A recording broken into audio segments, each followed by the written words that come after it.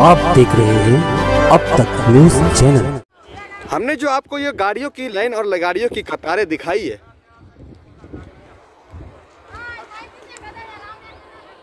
ये दिखाने का मकसद सिर्फ ये है कि आंदोलन पर बैठे हुए लोगों के लिए 4 से 5 रोज पहले जल समाधि लेने के लिए ये लोग बोरे अम्बेदरी डैम पर जल समाधि लेने के लिए जा रहे थे, जिससे पुलिस ने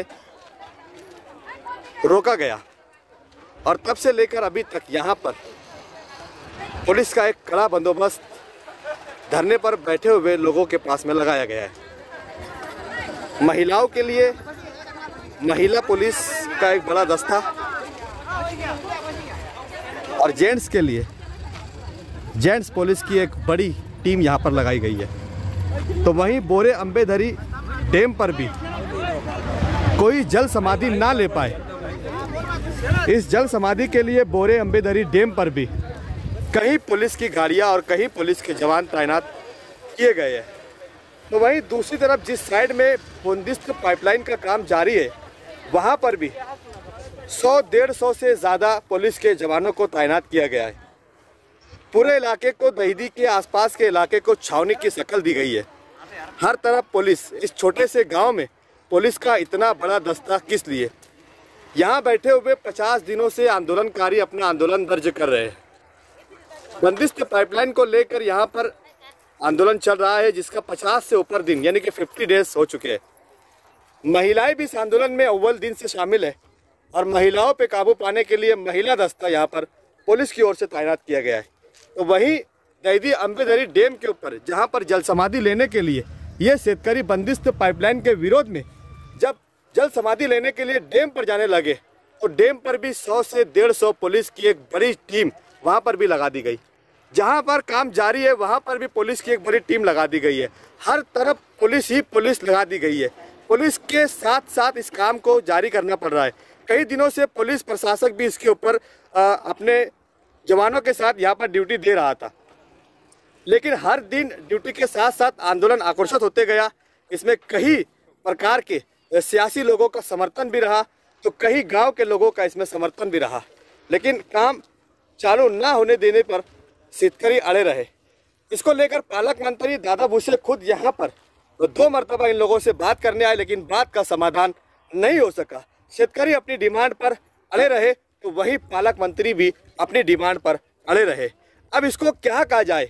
क्या ये सत्ता के दबाव में काम किया जा रहा है, प्रशासक के अनुसार काम किया जा रहा है, या नियम रूल्स एंड रेगुलेशंस को ध्यान में रखते हुए काम किया जा रहा है?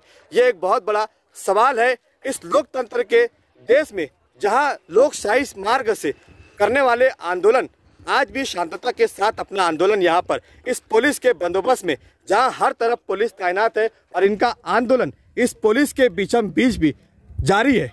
ये इस बार भी उम्मीद लगाए हुए है हुकूमत से, गवर्नमेंट से, प्रशासन से कि हमें लोकशाही से अपना आंदोलन करेंगे और लोकशाही से ही अपनी जीत दर्ज करेंगे। संविधान के दिए हुए कानूनों के मुताबिक, संविधान के दिए हुए अनुसार के मुताबिक ये अपना आंदोलन कर रहे हैं। लेकिन 50 दिनों से ज़्यादा का आंदोलन, उसके बाद भी पाइपलाइन का काम जारी हो चुका है। जबकि यही बात मालेगांव शहर से लेकर मुंबई हाई कोर्ट तक रिट पिटीशन भी दाखिल हो गई है। संबंधित विभागों को, शेतकरियों की ओर से, आंदोलनकारियों की ओर से प्रत्येक नोटिस हर विभाग में जमा किया गया है।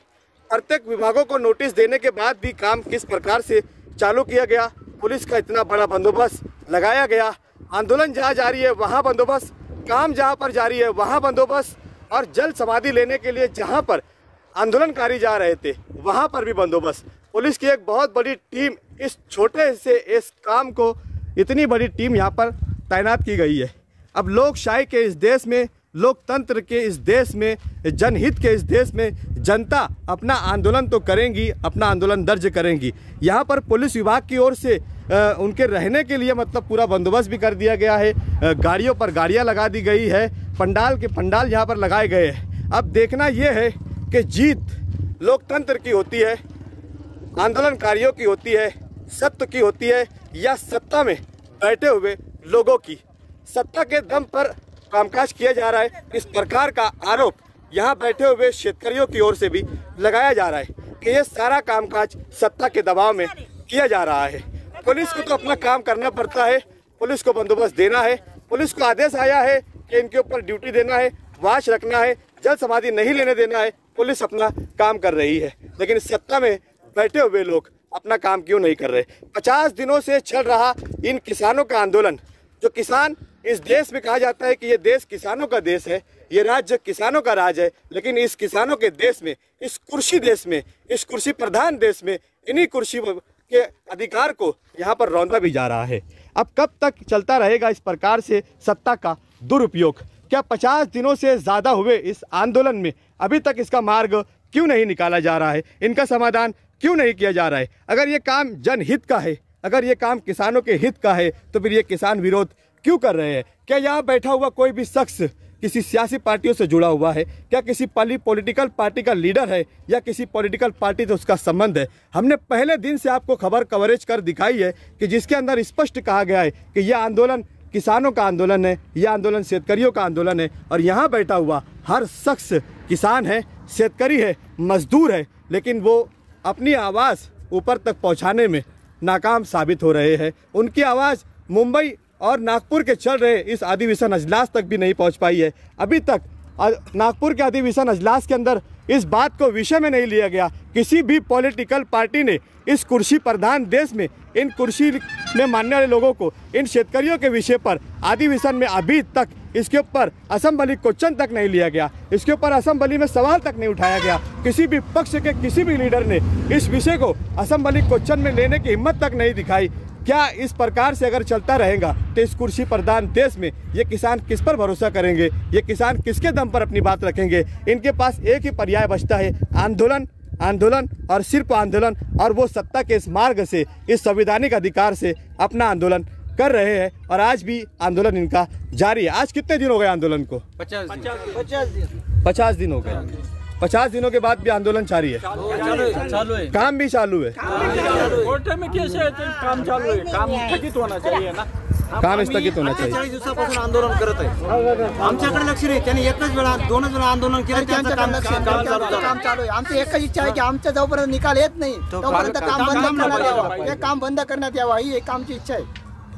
पालकमंत्री हुकुमशाही काम चालू आहे, शासकीय कर्मचारी दडपशाही आहे, कारण आमच्यावरही पूर्ण दडपशाही चालू आहे। आता जवळजवळ आमचे 50-100-200 पब्लिक शेतकरी राहतात आणि कमीत कमी 250-300 शासकीय कर्मचारी आहेत। दडपशाहीवर खाली राजमानेपासून ते जोडग्यापर्यंत काम चालू करून दिलेलं आहे। इथे जेवढे पुढारी आलेले होते, समाधान दिलं होतं असेंब्ली क्वेश्चन मध्ये, ते तुम्हाला समाधान दिलं होतं की नागपूरला अधिवेशन आहे, आम्ही तिथे तुमची मतलब बाजू मांडणार आहे। तिथे पण आधी तुमची बाजू कोणी मांडणार नाही। आमची बाजू मांडलेली नाही, म्हणून उद्या आम्ही नागपूरला जाणार आहे। आम्ही जवळजवळ 500 ते 600च्या संख्येने नागपूरला जाणार आहेत। नागपूरला उद्या किती दिवस आम्ही आंदोलन करायचं? तिथं आम्ही आंदोलन करू। आणि हे सांगता ना की गणूने म्हणे स्वतः दुसऱ्याने बाईट घेतली आणि तो औषध पित होता, तुमच्यासारखं खोटं नाही। हे बघा खोटं कागदपत्र तुमच्याकडे, तुम्ही याच्यावर डॉक्युमेंट म्हणे पाईपलाईन मागेल शेतकरी। आमचा गाव दैदी गावाचा तर कुठलाही इथं काही नाही, स्वतः गणेश बोलतोय म्हणा, आणि हा लखाण्याचा ठराव आहे। दाखव, सर्व ग्रामपंचायतीला ठराव असतो, ठराव जावक क्रमांक आवक क्रमांक ग्रामसेवकाची सही, सरपंचाची सही, इथं एक बी याची सही नाही बा। हा कुठला आहे? लखाण्याचा, बरं का? हा कुठला आहे? तुम्ही हे सगळे पुरावे ते तुमची पिटिशन मध्ये दाखल केलेले आहेत, पिटिशन मध्ये दाखल केलेले, हा सगळं खोटा पुरावा म्हणून हा हे प्रकल्प मंजूर केलेला आहे। या शासनाचा प्रकल्प होता।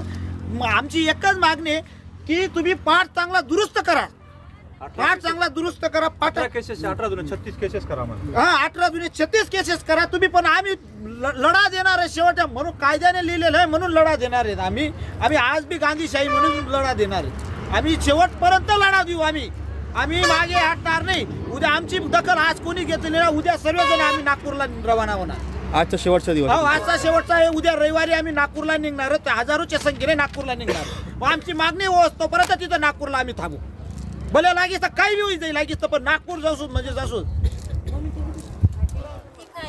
तो अब ये बात यहाँ पर आई है कि नागपुर अधिवेशन तक कुर्सी प्रधान देश में शेतकरियों को खुद अपनी बाजू मांडने के लिए 50 दिन का आंदोलन यहाँ पर स्थगित करने के बाद नागपुर अधिवेशन के बाहर आंदोलन करने जा रहे हैं। अब देखना ये कि इन किसानों के नागपुर अधिवेशन के बाहर पहुंचने के बाद क्या इसके बाद भी ये क्वेश्चन असेंबली में लिया जाता है या नहीं लिया जाता है, अधिवेशन में इसके ऊपर कोई बात करता है या नहीं करता है, या फिर बाकी लोगों की तरह सब लोग इसके ऊपर सिर्फ राजनीति करेंगे, राजकारण करेंगे और अपनी सियासी दुकान चलाते रहेंगे। क्या इन किसानों के साथ इंसाफ होगा या नहीं होगा? आप जुड़े रहे इसके साथ और देखते रहिए अब तक न्यूज़। मैं जाबिर शाह आपको लाइव कवरेज दिखाता रहूँगा, खबरें दिखाता रहूँगा।